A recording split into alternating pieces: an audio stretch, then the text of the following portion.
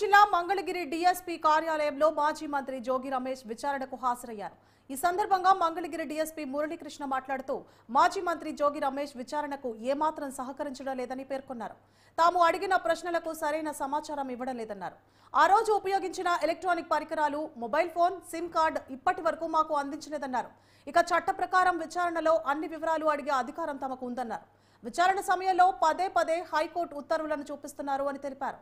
మరోసారి జోగి రమేష్ ను విచారణకు పిలుస్తామన్నారు.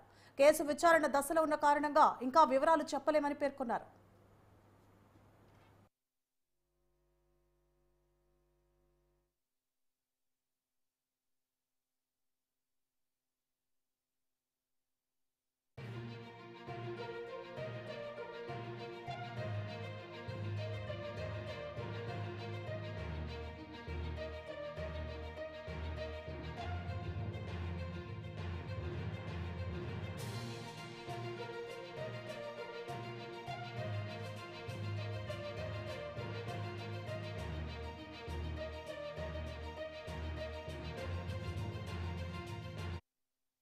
పోలీస్ స్టేషన్ సంబంధించి క్రైమ్ నెంబర్ 923 ఆఫ్ 2021 కేసులో ముద్దాయిగా ఉన్నటువంటి జోగి రమేష్ గారిని ఈరోజు విచారణ నిమిత్తం 94 BNSS ప్రకారం అతను పిలిపించడం జరిగింది. మేము అతన్ని మాకు కావలసిన సమాచారం గురించి ప్రశ్నించగా అతను మాకు అవసరమైనటువంటి మా కేసు దర్యాప్తుకి కావలసినటువంటి సమాచారం అతను మాకు ఇవ్వలేదు.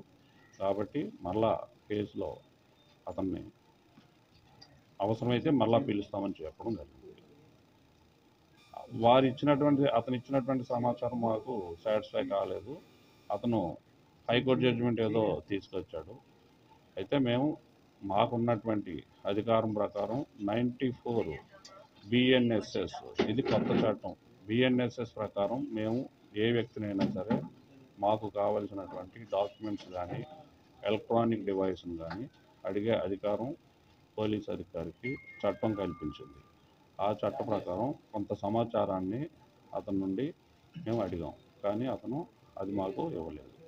అవసరమైతే ఆ కేసు దర్యాప్తు నిమిత్తం అవసరమైతే మరలా పిలిపించడం జరుగుతుంది. మాకు అతను నుండి ఆ ఫోన్ కానీ ఇన్స్ట్రుమెంట్ కానీ ఇంకా రాలేదు. దాని మీద పిలిపించడం జరుగుతుంది. మేము తర్వాత కేసు దర్యాప్తు అంతా మధ్యలో ఉంది కాబట్టి తర్వాత థ్యాంక్ యూ. మాకు అక్కడ వీడియో కాన్ఫరెన్స్ తాడేపల్లి పోలీస్ స్టేషన్కి సంబంధించి క్రైమ్ నెంబర్ 923 ఆఫ్ 2021 కేసులో ముద్దాయిగా ఉన్నటువంటి